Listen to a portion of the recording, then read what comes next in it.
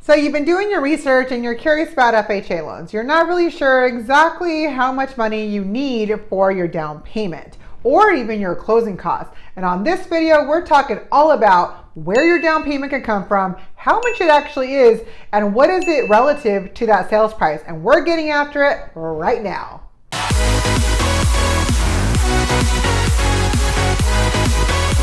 What's up, amazing people? I am Liz Lepore here with the Mortgage Liz team located out of San Diego, California. And if you're looking for a channel that talks all about the best home loans and what it's like to eat, sleep, live, and play here in San Diego, California, then this is the channel for you. You need to make sure that you click that subscribe button and that little bell and get reminded every single time I release a new video, because I release them every single week. And honestly, my team and I are receiving phone calls every single day with people just like you that are thinking about moving to San Diego, California, or curious about that next home loan, just wondering what their monthly payment's going to be.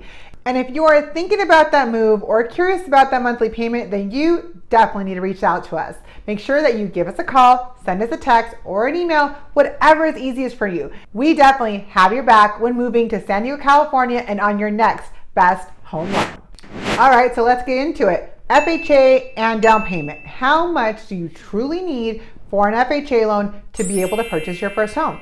So first things first is that FHA does not require 20% down. It does not require that you have 10% down either. And of course, does have mortgage insurance.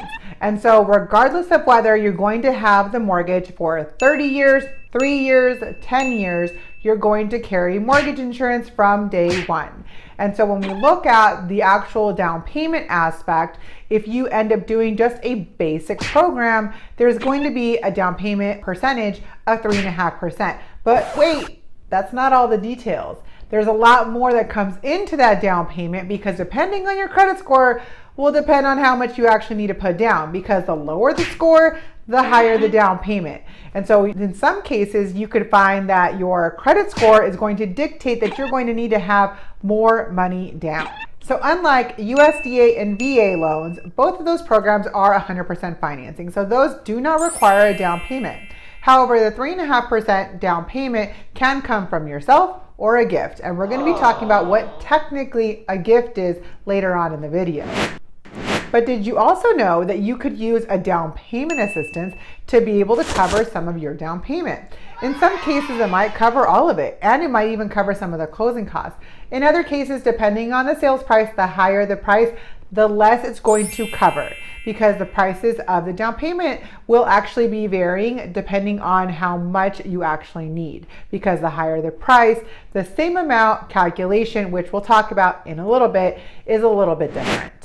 All right, so now that we know that we need a minimum of 3.5% down for a regular FHA loan, not including the fact that if we were to use a down payment assistance, and not including the fact that if we were to get a gift, which technically has less money out of our own pocket, which we will technically discuss later in our video. But now we're going to discuss how is the amount of down payment actually broken down based on your credit score. So talking about those additional layers, when you're looking at a credit score of about 500 to 579, you're going to find that your down payment is going to be higher. It's going to be at 10%.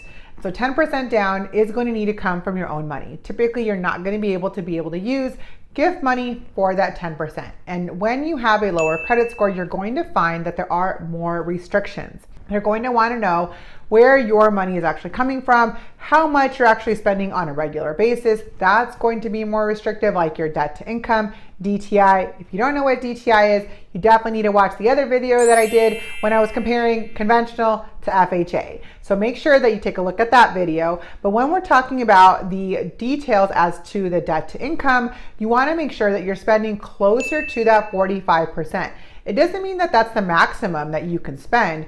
45 to 50, you want to make sure that you're under 55, because the minute you go over 50% of your income, remember, what does 50% mean? Well, $1,000, 50% of that is $500. So you want to make sure that for your principal, interest, taxes, insurance, mortgage insurance, car loans, personal loans, student loans, credit cards, all of that stuff, that is under 50%. And so remember that $500 to $1,000. The minute you go over that 50%, you have even more restrictions, like more money that you have to have inside of your bank account after you close, in addition to the 10% down that we were just talking about. So what is 10% down? Based on $500,000, 10% down would be $50,000. Keep in mind though that after the pandemic, doing a $50,000 10% option with credit scores of 500 to 579 are not as doable as they used to be when it came to lenders that had those very lenient requirements pre-COVID. After COVID, a lot of those rules changed and there's a lot of less lenders that can do those lower credit score requirements, lower credit score options of the 500 to the 579. You will find that a lot of lenders now are requiring that 600 to the 620 to then require only the 3.5% down payment. So when you do find that lender that you're looking for under that 620 credit score that maybe you don't have, you want to make sure that you know all of the details, and you want to make sure that what else do you got to do when it comes to that down payment, not just the 10%. What other requirements do you need to meet to make sure that in the end you have your keys and you're not ending up with a not closed escrow and figuring out where you're going to live because the lender didn't do their homework. So when you have a credit score of that 620 that we were just talking about, you're going to find the basic requirement at 3.5%. So what is 3.5% to $500,000? Well, 500,000 times 3.5% is going to equal 17,500. But that doesn't mean that that's all the money that you got to come with to closing. Okay, remember that there's other things that you got to take into account. So it's not just about the down payment. There's other stuff that you got to pay for, such as closing costs from the title, escrow, the lender costs, the appraisal, the inspections, all of that stuff, of which we will have future videos that we're going to be talking about where and what the calculation of those things are. But it's really important to understand that it's not just the down payment that you need to be worried about.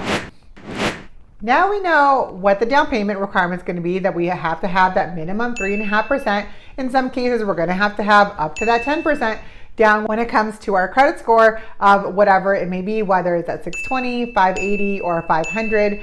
That is going to be very different. So now let's talk about where the money can come from.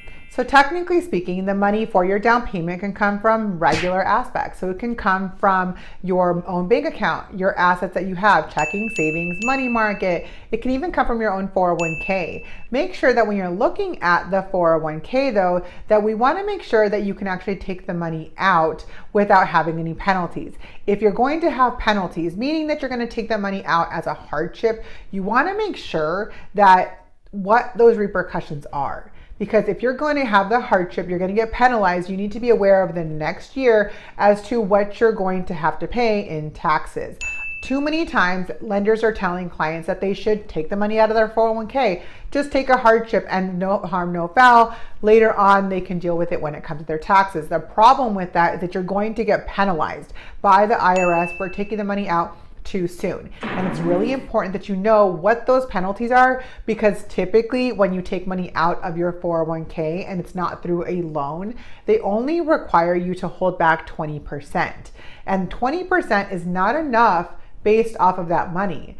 Typically on a regular client that is purchasing a home, they're taxed anywhere between 30 to 40%. So if you're only holding 20% back from that 401k money that you took out, you technically still have another 10 to 20% that you still have to pay the IRS and the state because you took out your money before you were supposed to. Another option of where your money can come from is a gift. Did you know that you could get a gift from your parents, your brother, your sister? Technically, if your wife or spouse is not on the loan, technically there's additional requirements that you have to do. There's a letter. Sometimes if they have access to the account and you are not on that account, you technically have to do a gift from your wife to yourself. So yeah, I know that sounds kind of weird, and why would you even have to do that? Technically speaking, it's because it's under her name and not your name. Also, debating on how long they've had the money, they may also end up requiring to look at that bank statement. So when you're looking at the gift aspect, you want to make sure that one, the person that had your money that's going to gift it to you, they actually had it prior to. So they've had it for a little bit longer of a period of time. if you end up having that new money that just got there yesterday, you provide a bank statement, you'll end up having to get questioned as to, hey, where did that money come from? So you got to make sure that you're prepared and you're ready for all of that. You can't just stick money, cash inside of a bank account and use that to be able to purchase a house as a gift. That is not how the gift program actually works. You do have to verify where all that money comes from. And so in talking about where can that gift come from, like I said before, it can come from your mom, your dad, your brother, your sister, family that's close to you. It can come from somebody that is a close relative. It cannot come from your job. If it comes from your job, there's got to be a lot of specification as to what and the details that you are and how you're getting that money, so that boss that's giving it to you needs to be a close partner or a close relative to be able to get that money from, per se, your employment. One thing to be really aware of where it cannot come from is 1, the seller, 2, the realtor, and 3, a third-party entity that's going to be somehow affected and receiving benefit from your home purchase. And so that is right up there with that seller and the realtor. When it comes to the realtor, that is going to be something, the only way that you can get past not having the realtor not be able to give you that money is going to be if they're related to you. So let's say, for example, that you are purchasing a home and your brother is representing you. Your brother wants to give you a gift. Well, they can give you a gift. Typically, you just use it towards closing costs. That's the easiest way of using that money. However, let's say that they were going to give you a gift for your down payment. Because they're related to you, then yes, you can technically get that gift from your brother to be able to help you purchase on that home. However, if you are not related and the realtor is just a realtor and not in any way related to you, then unfortunately that's not a possibility that they can help you with that down payment. However, they can help you with closing costs. So if you run into a situation where you need additional closing cost assistance, technically speaking, your real estate agent or the listing agent or the seller can help contribute towards your closing costs as a buyer, meaning that they can help pay for those closing costs. Closing costs are that additional detail that you're going to pay for regardless of just the down payment. So the down payment again was that 3.5% that you would have to pay for, and then closing costs is completely separate. Closing costs is about 2 to 3% of the sales price. So let's say, go back to that $500,000. $500,000 is going to be about $15,000. So $15,000 is going to be roughly the calculations of your closing costs. So anywhere between $10,000 to $15,000. So let's say, for example, that the seller helped you pay closing costs. Really hard to find in this market, especially with the amount of houses that are for sale and the amount of buyers that we've got. But let's just say that it happened, okay? $15,000 in total would give you an approximate amount of closing costs. So let's say, for example, that the seller was going to give you $8,000, and then one agent, listing agent, was going to give you $1,000, and then the buyer's agent, which is your agent, the person that's helping you buy that house, is going to give you another $1,000. So $8,000 plus $1,000 plus another $1,000 is going to be $10,000. So out of the total estimated closing cost of $15,000, take away those 10, and now you're left over at $5,000. Remember what we said about the 3.5% down payment. Purchase a house for $500,000, down payment $17,500. That's the 3.5%. $17,000 plus the $5,000. Now you're looking at $22,500 that has to come from your own money. That does not take into consideration the fact that you still need to have money left over in your checking, savings, retirement. You got to have that extra money after closing. So no longer was what we used to be able to do pre-COVID, where you could spend pretty much all of your money that was inside of your bank account, checking, savings, retirement, everything. No, now you got to have the money for the down payment, the money for the leftover closing costs if there are any leftover, or if you're just paying for all of it. Plus, you have to be able to have the money left over for your reserves. So those extra 2 months that you need to have. So if your payment is $3,000, 3,000 times 2 is $6,000. So going back to the calculation that I just said, down payment $17,500. Closing costs, everybody's helping you with $8,000 from the seller, $1,000 from the buyer's agent, $1,000 from the seller's agent. That's $10,000. Okay, then we have left over the 5,000. Now 15 minus the 10. Let's keep following, okay? 15 minus the 10 equals 5. And then you got the down payment of 17,500. Okay, 17,000 plus the 5. Now you're at 22,500. Next detail we were just talking about is the reserves. Reserves are at $6,000. Remember, 2 monthly payments that you need to have in your bank account. 2 payments would be $6,000 plus $22,500. Now you need $28,500 total in assets. You only be using $22,500. So it's really important to know that just worrying about the down payment is the wrong way to go. You've got to make sure that you have all of your ducks in a row when it comes to an FHA loan. And that doesn't just mean I have the down payment. So make sure that you do your research when it comes to that, whether you're talking to your lender, you're talking to your agent. Make sure you talk to your lender more than you talk to your agent when it comes to the numbers. One thing I tell my clients is that it's really important that you talk to me with anything with a dollar sign. Anything that comes to a house aspect, home detail, an inspection, stuff like that, that's the agent. So you got to make sure that you're talking to the right person. The agent should not be the person that's calculating your monthly payment. So you got to make sure that you're getting all those details correct. And before you put an offer on a house, you need to know how much money you're going to come up with. Too many times have I ran into clients that are already in escrow and they don't have the money. They end up already in escrow. And escrow, what is escrow? So that means that the seller accepted your offer, you accepted what their rules and contingencies were for that deal, and so now you're going to buy their house. Okay, so now you're in escrow, we're ready, we're in contract, we're going to continue. But 1, you don't know what your payment is. 2, you don't know what your down payment's supposed to be. And 3, you don't even know what you got to come up with at closing. And then last but not least, we totally forgot about those reserves.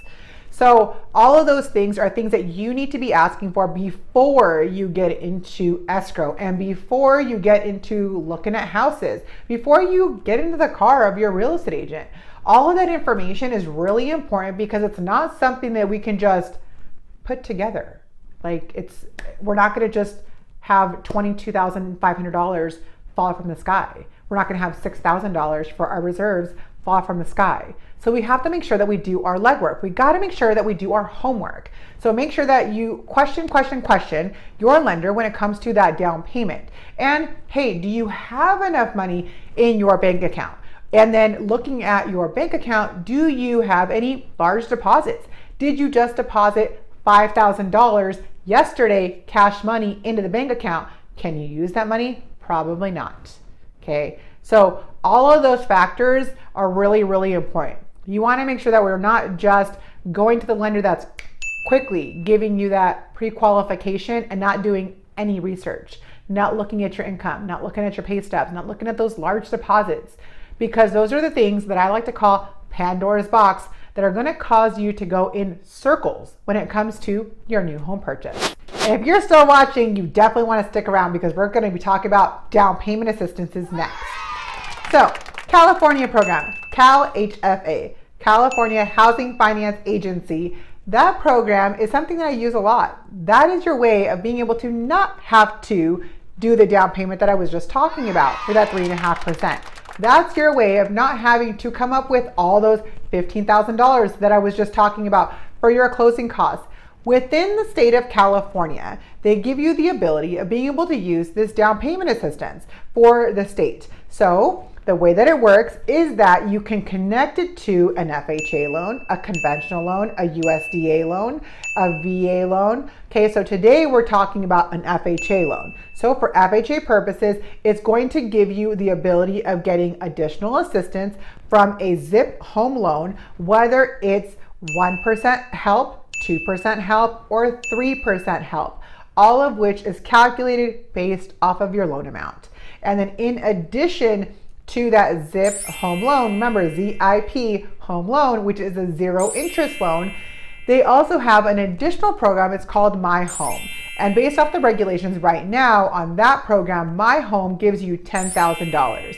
So $10,000, technically speaking, you can get more. There are quite a bit of restrictions and regulations. And quite honestly, it is not common that my clients get more than $10,000 just because of the extra regulations that come along with it. So when we're looking at the $10,000 plus the 3% of the loan amount, it helps you be able to pay for a majority of your down payment and almost some of your closing costs.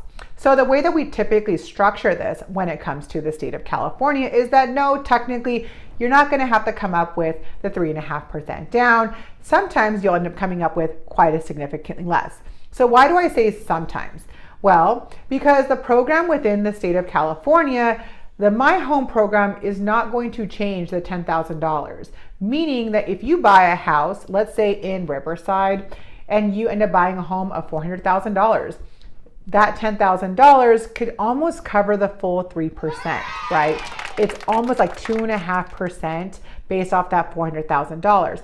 However, if you go to Escondido, San Diego, you're going to find that $10,000 is going to be closer to 2% of the sales price. So then you'll find that that money that you're going to get with the My Home plus the Zip loan will not be sufficient. So while you don't have to come up with the entire 3.5% down plus the closing costs, it's also something that you got to be aware of, that when you look at the numbers, is the money that you're going to get, is it worth it?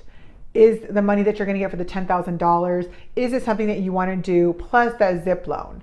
And so, because in essence, if you look at the state of California loan, that program actually has a higher interest rate. So it's not going to be the typical rate that you end up seeing on a regular basis. It's not going to be something that you see on the websites, on the mail.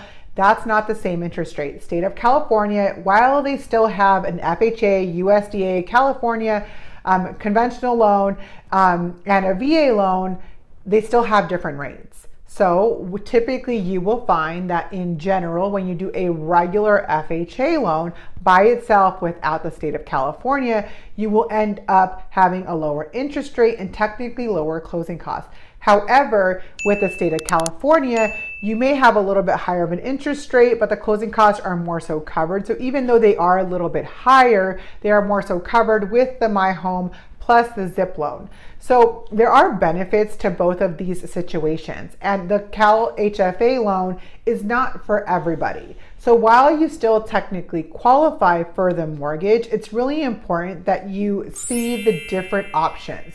You calculate out to see whether state of California makes sense or whether the FHA loan by itself makes sense. On this same topic, one of my clients actually was calling me specifically for the state of California loan because they found out that they made underneath the income limit for the state of California in San Diego. And because they made underneath that limit, then they could be able to qualify for the mortgage, which is great news, right? However, they found out that when we calculated the monthly payment for the state of California with FHA versus just FHA, the state of California loan was $200 more expensive. And that was just because of the interest rate. And so while they did not have to come up with all of the 3.5%, they had less money due, the math did not calculate. Whereas another one of my clients that moved to Riverside County in Temecula, they bought their home for under $400,000 at $375,000. For them, this totally worked out because the rates were almost identical and the payments were like $80 in difference. And they only had to come up with about 1.5% out of their pocket. For so over $375,000, you're talking like less than $5,000, like $4,000. So there are benefits to the program, but these are something that you want to make sure that you're looking at the math, you're looking at the calculations as to how this all is broken up. Because when you do the state of California loan, it's not going to be just one loan. You're going to have the Cal HFA FHA loan, then you're going to have the My Home loan, and you're going to have the Zip loan. So you're going to have 3 mortgages. So while you only have one payment, you do got to pay them all back. So if you sell, refinance, take cash out, you need to pay back My Home loan, you need to pay back the Zip loan. So it's not just free money, it's not forgiven, it's not after a certain period of time, it'll end up going away. No.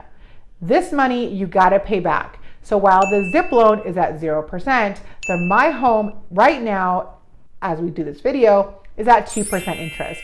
So I mean, like 2% interest on $10,000 is nothing. So yes, it works, but does it work for everybody? Absolutely not.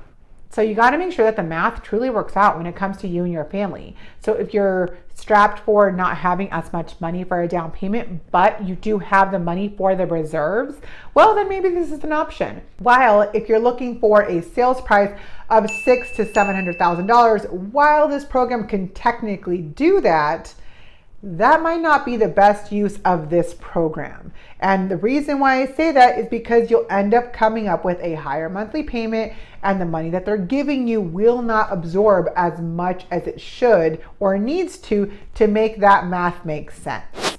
All right, amazing people. So today we were talking all about the down payment and how much you truly need when it comes to the FHA loan. And so yes, we discussed a little bit about the fact that it's got to be your own money. Technically, it can come from a gift, and technically it can be a little bit of both. And we can even use a down payment assistance to be able to purchase our first home. But remember, when it comes to FHA, even though it is very lenient, there's a lot of things that's got to get considered. So with that being said, if you were thinking about making a move to San Diego, California, or you're just curious maybe about what the monthly payment would come out to for that new home purchase here in San Diego, make sure you reach out to us. Because honestly, every single day we have new clients that are calling, texting, emailing us, thinking about making that move, or honestly just curious what the payment's gonna come to in a home here in Escondido or San Marcos. And so if you're thinking about it, make sure you reach out to us. We would love to help you. We've definitely got your back when moving. And so you can call, text, email, whatever is easiest for you to reach out to us so we can also help you on that best home loan that works for you. And until next time, don't forget, click that subscribe button and that little bell so you get reminded every single time we release a new video, because on this channel, all we talk about is the best home loans that work for you and your family, and all about how to eat, sleep, live, and play here in San Diego, California. So next time, see you later. Bye.